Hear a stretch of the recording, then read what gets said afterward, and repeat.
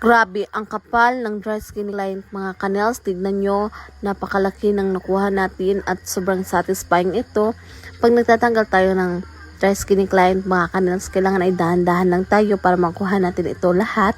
At pagkatapos yan mga kanels ay nagkakat ako ng maliit lang para matanggal natin ang ingrown ni client. Pero wala siyang ingrown mga kanels, napakalaki lang ng kanyang dry skin. Titignan natin mga kanels, parang wala pero napakalaki pala ng nakatagong mga kanels. At dahan-dahan ko lang itong pinush at hinila natin ito ng dahan-dahan para makuha natin ng buo ang kanyang ingrown. At sobrang satisfying naman si client mga kanels dahil natanggal natin ang napakakati sa kanyang paa. At kung nagustuhan mo yung video ko, please follow and share yung pakalike naman for more video dahil palagi ako nag-upload ng mga manicure, pedicure, nail art at saka ingrown lugit. At sa mga taong palagi nag-share ng mga video ko, thank you so much guys and God bless all!